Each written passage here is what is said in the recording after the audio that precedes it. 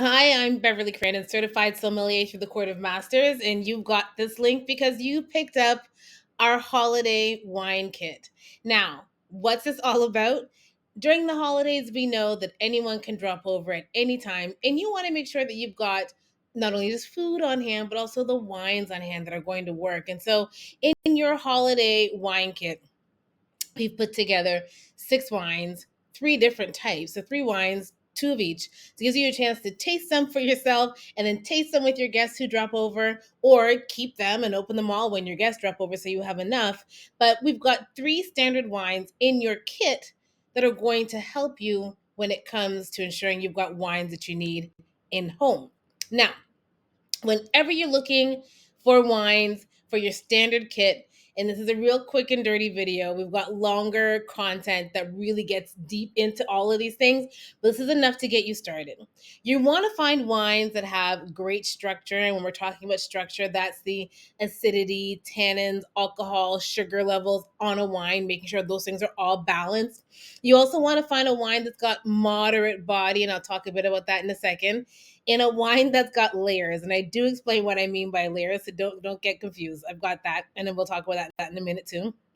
But when it comes to structure, I talked about making sure the structure is balanced. So why structure matters is because structure, such as acidity and tannins, they can amplify the flavors of your both your wine and your food. When wine hits and meets your food on the palate, then you get new flavors, new transformations that are happening in the mouth. I would say the most important element when it comes to structure in a wine is its acidity. Acidity is what's going to allow you to A, cleanse the palate bite after bite, but also B, break down any kind of fatty foods, fried foods. It's great to be as a base in terms of the wine, so it could stand up to any kind of food. If your wine is not in balance, you may find that there might be competing flavors happening with your food and wine. I guarantee you, though, what we've given you in your kit is definitely balanced, and you'll see that when you start to taste. Body. I said you want to find a wine with a moderate body, and this specifically applies to red wine. Um, I go moderate body because that allows me to pair my wine with more dishes. A moderate body wine is like a Pinot Noir or a Cabernet Franc, something of that type. If you go too heavy, like a heavily oaked Cabernet Sauvignon, for example, from a warmer climate, you're going to have the wine fighting the food. And what you're looking for is a lovely balance, not just within your wine itself, but also between the wine and the food that you're putting together. So, a moderate bodied wine is important. And how you can tell something is moderate is when you sip it. And if the tannins are astringent and very strong on your palate, then that's a really good sign that that's going to be like a big bodied wine. Layers. What do I mean by layers? By layers, I mean a wine with some complexity. And how can you tell it's got complexity? It's when you have a sip of this wine and you notice different flavors throughout the palate. So some flavors you get front of the palate, mid palate, back palate. Now you're talking about a wine that's got multi dimensions and is not shallow. Same thing too when you nose a wine, when you smell it, and if you're like, wow, there's so many things happening there. What is that thing that I'm smelling? Great sign that it's going to be a complex wine also on the palate. I like to get wines that have layers that make you think about it on the nose and on the palate, because that means to me that there's going to be many different elements of that wine that's going to work nicely with the many different elements on my plate. Generally, when you're eating, you're not eating one flavor. You've got some protein, maybe you've got some rice, or you've got some greens.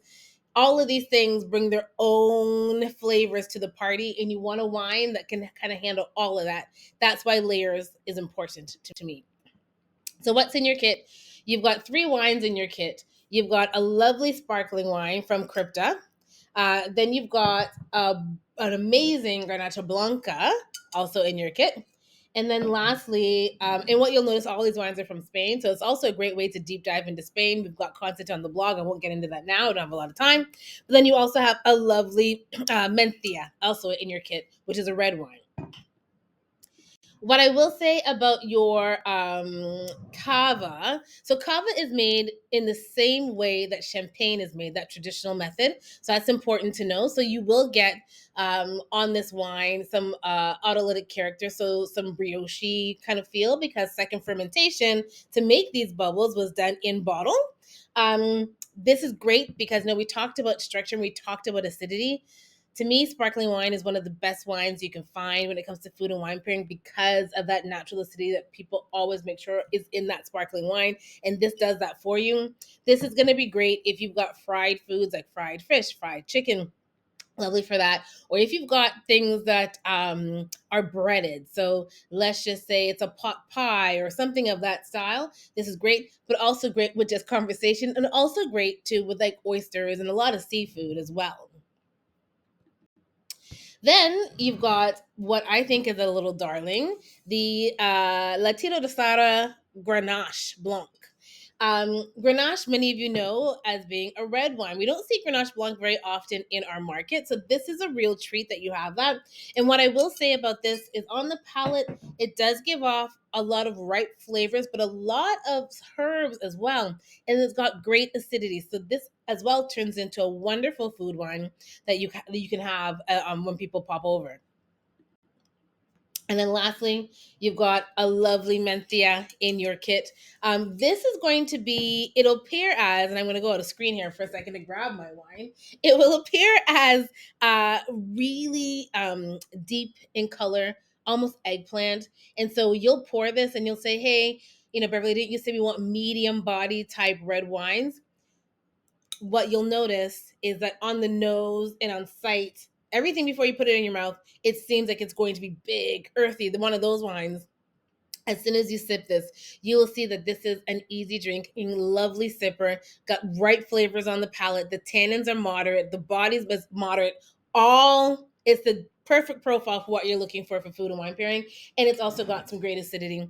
This will go great with your one pot rice dishes like cook up rice pilau, that type of thing. Wonderful for those, and also wonderful for meats. I've had this with steak that had chimichurri on it and other things on the plate because I knew it would go with everything that's on the plate. And I've also had it with a burger. Just delicious. So there you have it. Happy tasting. More resources on the website, but of course you can always reach out to me if you have any questions specifically about what's in your kit, or simple food and wine pairing tips for the holidays. And of course on the blog, we've got food and wine pairing section that you can also go to get all the information you need. And that's it. Happy tasting, happy holidays, and cheers.